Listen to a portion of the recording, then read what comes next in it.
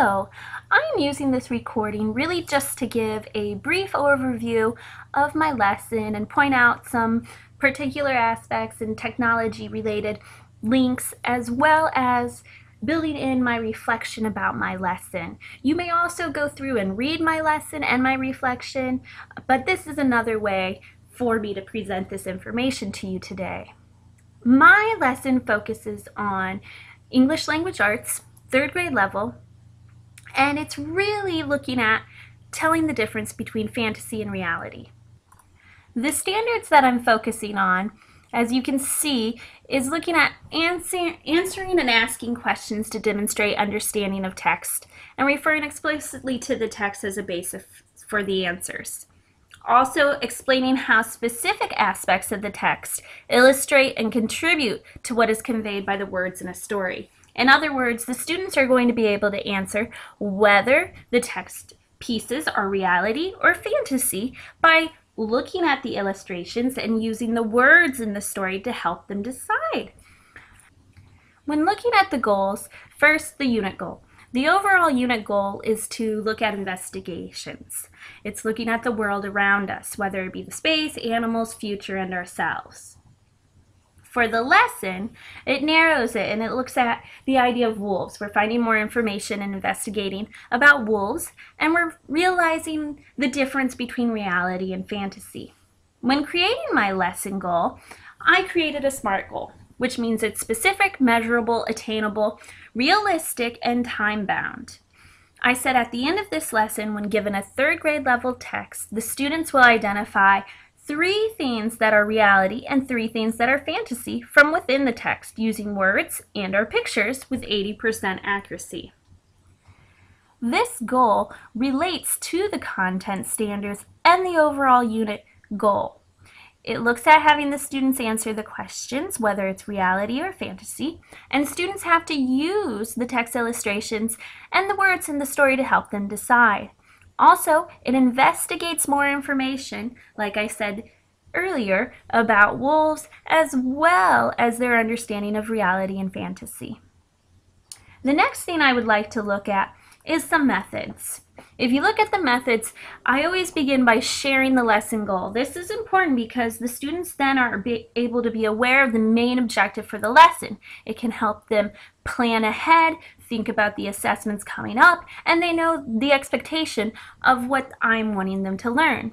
I try to put the lesson's goal into kid-friendly terms, and you've probably heard of this I can't statements. For this particular lesson, I said I can identify things that are reality and things that are fantasy in a story using words and/or pictures. The students will use the pictures and words in the stories to help them decide. This makes it clear the students are having to look for words that help tell them whether it's reality or fantasy, and they're also going to be looking at the illustration. The next thing that I do at the beginning is to build upon their prior knowledge. It's important to activate this to keep them engaged and to let them be able to relate and connect with the topic you're studying. So I begin by doing a KWL chart on the SMART board. This way, it's going to be visually and auditorily stimulating to the students. It feeds to different learning styles and different preferences, and also can help keep them engaged. And with the KWL chart, at the beginning, you're going to fill out what the students know and then what they want to learn. The next step is to model the information. First, I'm going to describe the vocabulary and using words that the students will understand, and then we're going to go through information together. When we're going through information together, we're going to do a slideshow. You can, no matter whether you have access to the Treasures material like I do with my school or not, you can access these websites that I share and use the materials that they have provided. It is free to anyone and everyone, students, parents, teachers alike. All you have to do is right-click and go to open the hyperlink. If that doesn't work, you can also copy and paste these websites into your browser. Next, just click on Open Hyperlink. You should come to this website. You're going to go down to Unit 2 and then click on Wolf. When you click on this, it should open up to different activities. You are going to go to the oral language activities. Next, you will click on the slideshow. After clicking on the slideshow, this screen should come up. This screen is interactive and would be great to use on your smartboard. If not, you can always have the students gather around a computer as you go through, or have them individually manipulated if you have a computer lab. This slideshow really just goes through to explain and bring more knowledge about wolves and their habits. And it does all the talking for you. Here's an example. Wolves live and hunt in groups called packs. There can be up to 20 wolves in a pack. They look for food, sleep, eat, and raise wolf pups together. Wolves live together in specific areas called territories. The wolf pack defends its territory against other wolves that do not belong to the pack. Why do you think wolves live in packs? Now talk to your partner.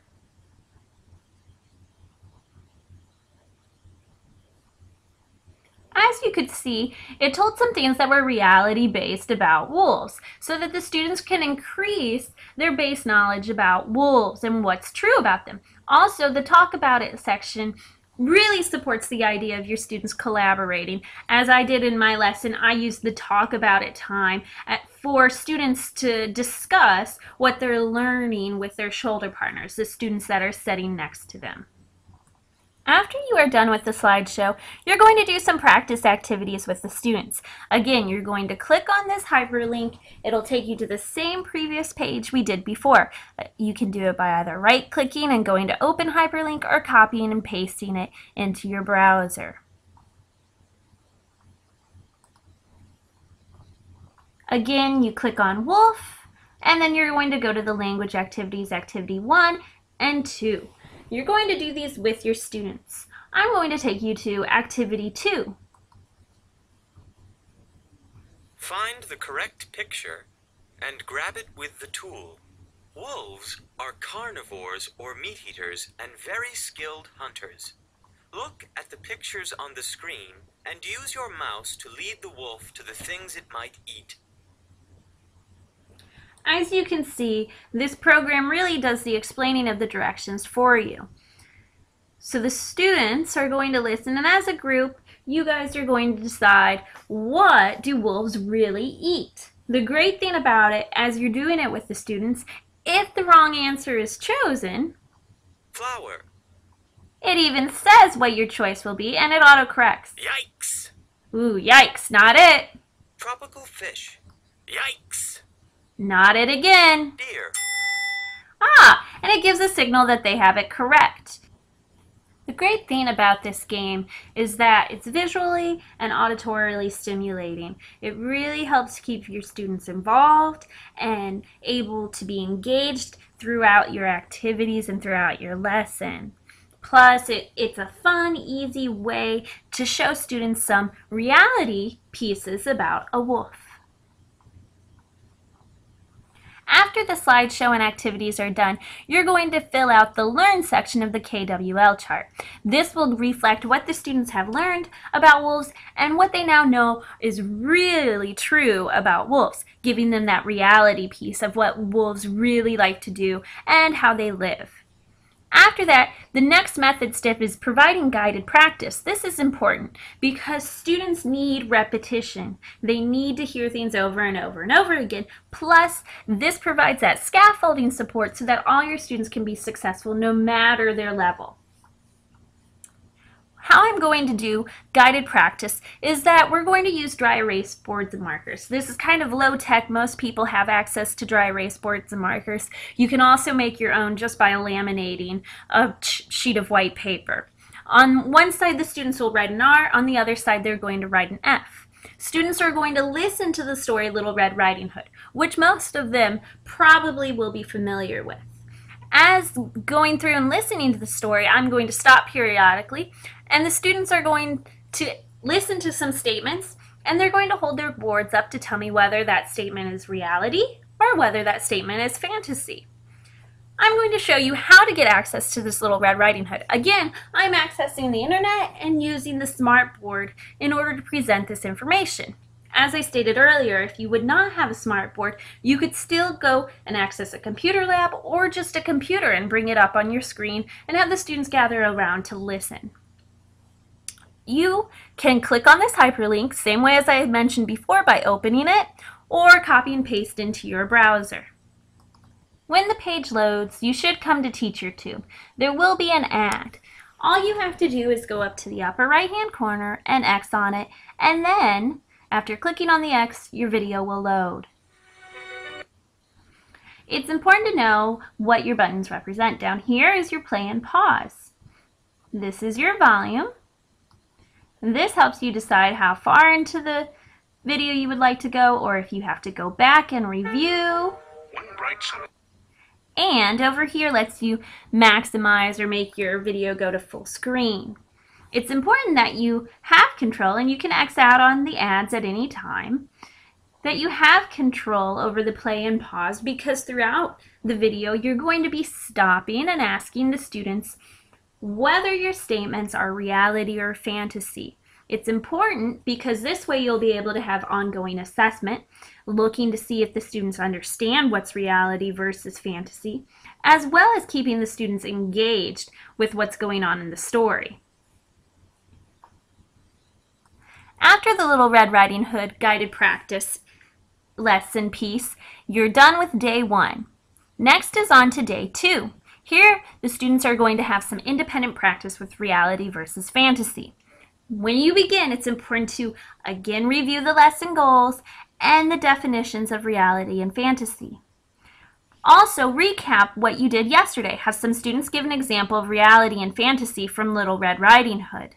This way, you're drawing on their prior knowledge of the wolves, things that they found out what wolves really do, and then things that what they learned was fantasy with a story that was familiar, probably to most of your students. Then, the students are going to read the wolf story. The wolf story is from the Treasures book. If you do not have access to Treasures, this story can easily be found online through Amazon I found prices that were 65 cents for a paperback, to even borrowing it from the library. It's called Wolf and it's by Becky Bloom. To promote collaboration amongst students, the students will either be partner reading or they will have the ability to listen to the story on CD. That's where the listening library comes into effect. In my classroom, I would have them go over to the listening area and gather around the CD player. You could also put it on the computer if you have a computer in your classroom and gather students around the computer to listen. The idea is that they're following along in the text. I also state that I want the students to read the story twice. That's because a lot of times the first time you're just getting used to the story, getting over the words, especially if you're reading with a partner. You're trying to decode a lot of things. The second time around you can pay attention to more of the finer details and what's going on in the illustrations and thinking about how this relates to reality and how this relates to fantasy instead of just thinking about what's going on in the story. The last part of the lesson is the assessment. As I stated earlier, the formative piece was with the dry erase boards during the Little Red Riding Hood activity. The summative piece that I have happens after the students read The Wolf Story by Becky Bloom.